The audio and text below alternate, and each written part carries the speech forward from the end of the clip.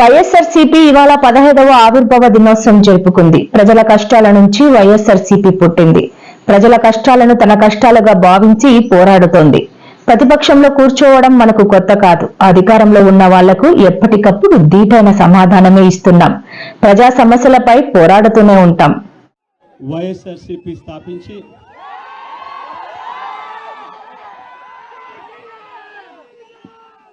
15 సంవత్సరాలు దాదాపుగా ఈ రోజుతో మొదలవుతా ఉంది. ఈ 15 సంవత్సరాల ఈ వైఎస్ఆర్సీపీ ప్రయాణంలో మొట్టమొదటి రోజు నుంచి ఈ పార్టీ పుట్టింది కష్టాల్లో నుంచే పుట్టింది.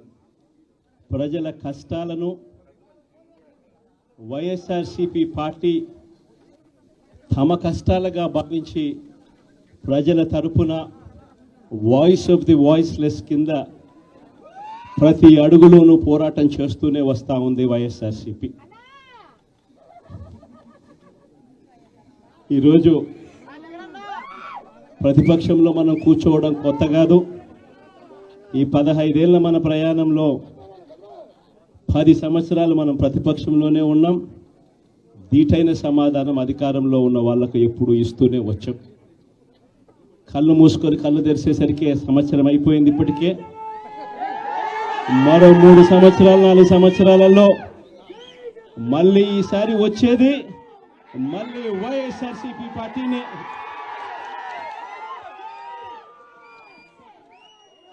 ఈరోజు వైఎస్ఆర్సీపీకి సంబంధించిన ప్రతి కార్యకర్త కూడా గ్రామంలో ఉన్న ఏ ఇంటికైనా కూడా వెళ్ళొచ్చు. ఏ పేదవాడింటికైనా కూడా వైఎస్ఆర్సీపీ కార్యకర్త సగర్వంగా తలెత్తుకుని కాలర్ ఎగిరేసుకుని వెళ్లే పరిస్థితి వైఎస్ఆర్సీపీకి సంబంధించిన కార్యకర్తలకు ప్రతి ఒక్కరికి ఉంది. ఏ ఇంట్లోకి వెళ్ళినా కూడా వైఎస్ఆర్సీపీ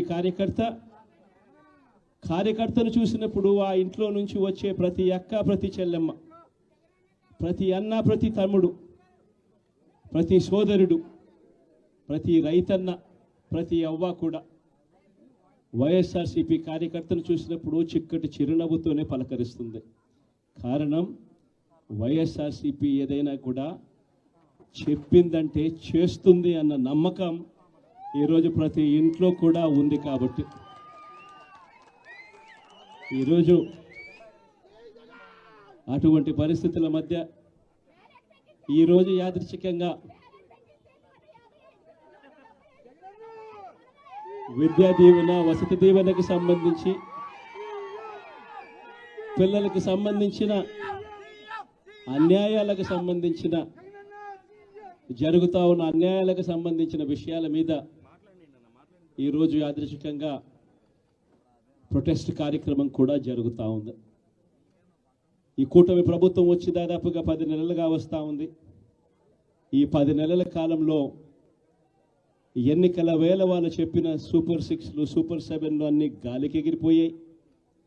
వ్యవస్థలన్నీ కూడా చదువులు కానీ, వైద్యం కానీ, గవర్నెన్స్ కానీ, వ్యవసాయం కానీ ఏది చూసుకున్నా కూడా వ్యవస్థలన్నీ కూడా నిర్వీర్యమైపోయిన పరిస్థితులు కనిపిస్తూ ఉన్నాయి. ఈరోజు పిల్లలకు సంబంధించిన ఫీజులకు సంబంధించిన బకాయిలు కూడా సంవత్సర కాలంలో ఫీజు రీఎంబర్స్మెంట్కు కావాల్సింది ఒక్కొక్క క్వార్టర్కు 700 కోట్ల రూపాయలు చొప్పున సంవత్సరానికి 2800 కోట్ల రూపాయలు విద్యా దీవెన కింద 4 క్వార్టర్లకు సంబంధించిన కేటాయింపులు చేయాలి. అంటే 2800 కోట్లు. వసతి దీవెన కింద ప్రతి ఏడాది ఏప్రిల్ మాసం వచ్చేసరికి 1100 కోట్ల రూపాయలు కేటాయింపులు చేయాలి.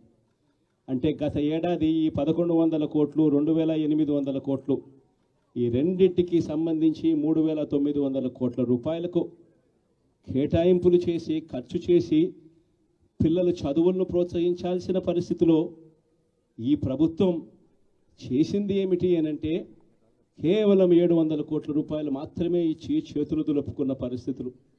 అంటే 3200 కోట్ల రూపాయలకు సంబంధించిన బకాయిలు పెండింగ్లో పెట్టారు. అదే మాదిరిగా మళ్ళీ ఈ సంవత్సరం 2024-25 2025-26కు సంబంధించిన ఈ సంవత్సరానికి సంబంధించి ముందుకు పోవడానికి ఈ సంవత్సరానికి సంబంధించిన విద్యా దీవెన కింద 4 కోట్లు, ఈ విద్యా దీవెనకు సంబంధించి ఈ 2,800 కోట్లు మళ్ళీ కావాలి, 1,100 కోట్లు వసతి దీవెన కింద కావాలి.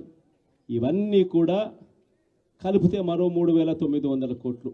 సో ఆ 3,200 కోట్లు, ఈ 3,900 కోట్లు దాదాపుగా 7,100 కోట్ల రూపాయలకు సంబంధించిన పిల్లలకు సంబంధించిన చదువులకు సంబంధించిన కేటాయింపులు చేసి చదువులను ఆదుకోవాల్సింది పోయి, పిల్లలను ఆదుకోవాల్సింది పోయి కేవలం 2,600 కోట్లు మాత్రమే కేటాయింపులు చేశామన్నట్టుగా చేసి పిల్లల చదువులతో ఆడుకుంటా ఉన్న ఈ ప్రభుత్వానికి బుద్ధి చెప్పే కార్యక్రమం పిల్లలతో పాటు పిల్లల తల్లిదండ్రులతో పాటు కలిసి చేసే కార్యక్రమం కూడా యాదృచ్ఛికంగా ఈరోజు ప్రొటెస్ట్ కార్యక్రమం కూడా ఈ రోజే కూడా జరుగుతూ ఉందని కూడా చెప్పడానికి కూడా సంతోషపడతా ఉన్నా.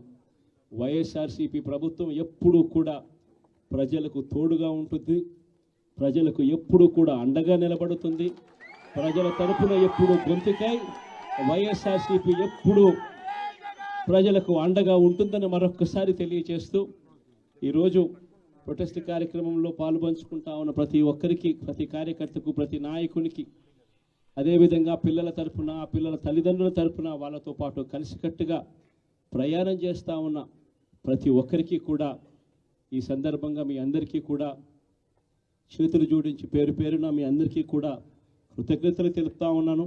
వైఎస్ఆర్సీపీకి సంబంధించిన 15 సంవత్సరం లేక అడుగు పెడతా ఉన్న ఈ సందర్భంలో వైఎస్ఆర్సీపీకి సంబంధించిన ప్రతి నాయకుడికి, కార్యకర్తకు ఈ సందర్భంగా కంగ్రాచులేషన్స్ కూడా మరొకసారి కూడా తెలియజేస్తాను.